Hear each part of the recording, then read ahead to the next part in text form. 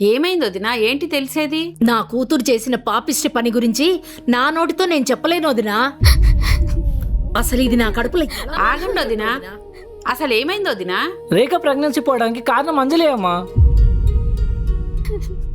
అవునమ్మా, నీకు చాలాసార్లు చెప్దాం అనుకున్నాం, మళ్ళీ నువ్వు ఎలా రియాక్ట్ అవుతావు అని భయపడి ఆగిపోయాము. నాకు కూడా ఇప్పుడే తెలిసింది వదినా. ఇప్పుడు మీరే చెప్పండి, దీన్ని ఏం చేద్దాం? ఆ తప్పు నేనే చేశాను అత్తమ్మ, నా తప్పు నేను తెలుసుకున్నాను. తెలుసుకుంటే పోయిన ప్రాణం తిరిగొస్తుందా? నిజంగా నా తప్పు నేను తెలుసుకున్నాను అత్తమ్మ. ఇప్పటి నుంచి రేఖ నా చెల్లిలా చూసుకుంటాను, నన్ను నమ్మండి అత్తమ్మ ప్లీజ్. ఆపవే నీ నాటకాలు. నా నెత్తి మీద పెట్టుకొని చూసుకున్నా కదా నేను నిన్ను.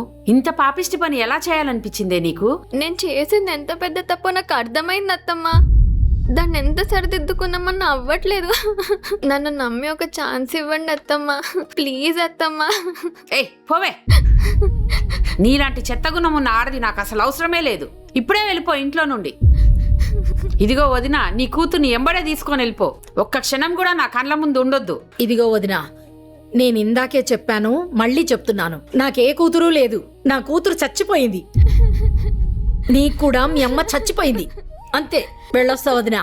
అమ్మ అమ్మ అమ్మ ప్లీజ్ అమ్మ, నా మాట వినమ్మా. అత్తమ్మ మీరే నన్ను నమ్మండి అత్తమ్మ ప్లీజ్ అత్తమ్మ. ఇంకోసారి ఏ తప్పు చేయను అత్తమ్మ ప్లీజ్ అత్తమ్మ.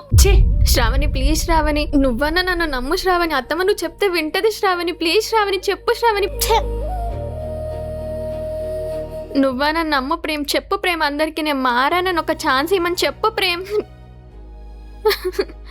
నీ కాళ్ళు పట్టుకుంటే చెప్పు ప్రేమ్, ఒక్క ఛాన్స్ ఇవ్వమని చెప్పు ప్రేమ్ ప్లీజ్ ప్రేమ్. నన్ను నమ్ము ప్రేమ్, ఒక్క ఛాన్స్ ప్రేమ్.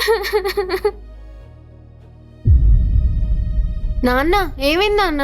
రేఖ ఇంకా పాప ఏరి? మీ ఇద్దరే వచ్చారు. అరే కార్తీక్, నిన్నేరా, ఏమైంది? రేఖకి ఇక్కడ రావడం ఇష్టం లేక మాకు తెలియకుండా పాపని తీసుకుని ఇంట్లో నుంచి వెళ్ళిపోయిందన్నా.